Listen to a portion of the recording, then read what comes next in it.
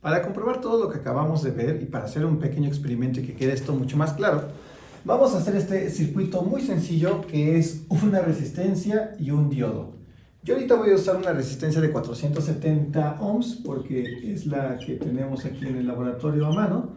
Voy a usar un generador de funciones y voy a usar un osciloscopio. Y en el osciloscopio, muy importante, en el canal 1 voy a colocar una punta diferencial. En otro video vamos a explicar qué es una punta diferencial y por qué es importante, pero básicamente es una punta que nos va a permitir medir la caída de voltaje sobre nuestra resistencia. Es decir, cómo se comporta el voltaje en nuestra resistencia.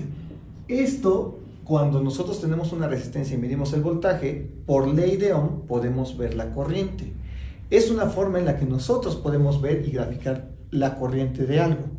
Este es el mismo principio, si ustedes están familiarizados, con las resistencias tipo shunt, que aunque son resistencias, nos sirven para poder ver corriente.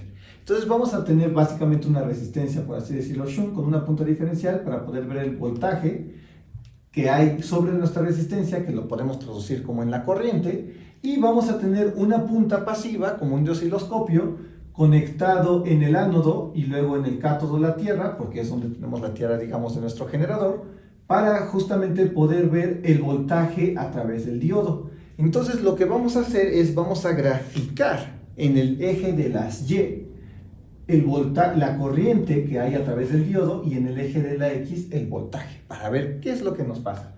Ahora, vamos a meter una señal sinusoidal. La frecuencia aquí no importa, voy a usar de 1 kHz, pero eso no es tan importante, y 5 volts pico a pico, es decir que vamos a tener de aquí a acá 2.5 volts, y de 0 a negativo vamos a tener menos 2.5 volts, porque son 5 volts pico a pico en total.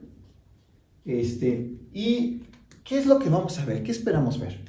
Bueno, la corriente, lo que vamos a ver en la corriente va a ser una gráfica sinusoidal similar, pero no vamos a ver la parte negativa. ¿Por qué? Por lo que decimos, cuando está polarizado positivo, es decir, aquí positivo y aquí negativo, va a fluir corriente. Entonces vamos a ver esta corriente positiva. Pero la parte negativa es cuando si estuviera aquí positivo y aquí negativo, o sea, la polarización inversa, que es lo que estábamos viendo. Entonces no va a haber conducción, vamos a ver nada. Y lo mismo, entonces veríamos esto, que sería una rectificación de media onda, solo la mitad positiva. Ahora, vamos a explicar lo demás, ya viendo en el osciloscopio, porque vienen cosas muy interesantes que vamos a analizar y vamos a explicar. Así que, sin más preámbulo, vamos de una vez para que vean cómo funciona un diodo. Para hacer este experimento tenemos nuestro osciloscopio, el DH804, para justamente tener una salida HDMI y poderlo verlo en grandote, nuestro generador de funciones de Rigol, el DH822, y tenemos aquí una punta diferencial. Esta punta diferencial vamos a ver después los distintos tipos de puntas que hay en un osciloscopio más a fondo, pero vaya, al final de cuentas nos permiten ver la caída de voltaje en nuestro equipo. Y tenemos aquí nuestra punta pasiva. Entonces tenemos los cables que alimentan. Y si pueden ver todo este cablerío, que no sé qué tan fácil sea que se vea, pero aquí tenemos nuestra resistencia de carbón, tenemos nuestro diodo y tenemos las puntas como el diagrama que lo mostramos. Como se los mencioné, si se dan cuenta, tenemos aquí justamente nuestro rectificador de media onda, en donde tenemos solo la parte positiva de la señal y la parte negativa no está conduciendo. Pero eso es la caída de voltaje, es decir, la corriente que está pasando por nuestro diodo. Ahora en el canal 2, como lo había mostrado, tenemos el voltaje. Y si se dan cuenta, aquí el voltaje pasa algo muy interesante, porque tenemos aquí en donde se encuentra nuestro 2, es nuestro 0. Entonces, si se dan cuenta, tenemos una pequeña parte que sí sale positiva y luego plano. Y luego tenemos toda la parte negativa. ¿Qué pasa? Cuando nosotros tenemos un cortocircuito o una resistencia que sea muy baja, como un 0, no hay caída de voltaje. Algo así lo vimos en el video de acoplamiento de impedancias, les sugiero que lo revisen, porque justamente ahí se hace lo que es el divisor de tensiones, ¿no? Entonces, tenemos el voltaje aquí negativo porque justamente está cayendo el voltaje, el diodo está teniendo este voltaje.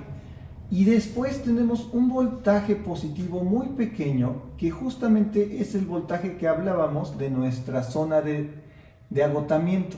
Entonces tenemos nuestra zona de agotamiento y tenemos este pequeño voltaje, pero cuando llega más o menos a 0.7, que me parece que en este diodo es como 0.6 por las impurezas y que no es un componente perfecto, se vuelve un cortocircuito, deja pasar la corriente, que es lo que decíamos completamente, y entonces no hay voltaje, sino que se queda hasta acá, hasta el 0.7 que vimos.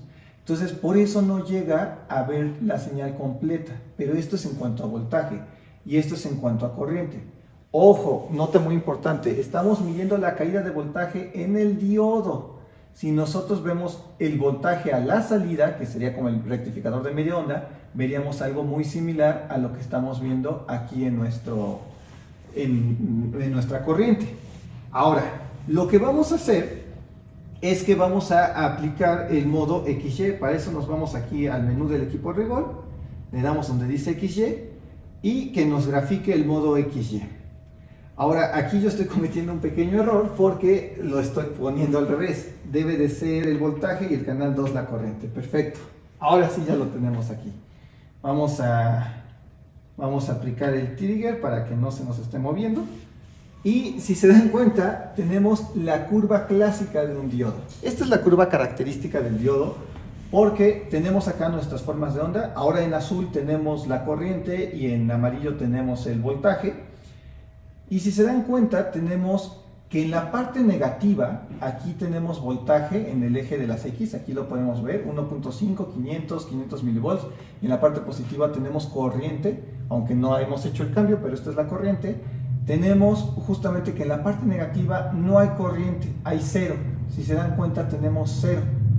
Pero en la parte positiva, pasando más o menos los 500 milivolts, 600 milivolts, aquí vemos que hay como una rodilla, un punto de avalancha en donde empieza a haber una conducción muy grande y bueno, como es una señal periódica que sube y baja, pues se viene de regreso. Entonces, por eso tenemos aquí esto. Vamos a hacer un poco más de zoom para verlo un poquito más claro. Aquí lo tenemos y vamos al canal, ahora al 1, para ver un poquito más. Ahí está.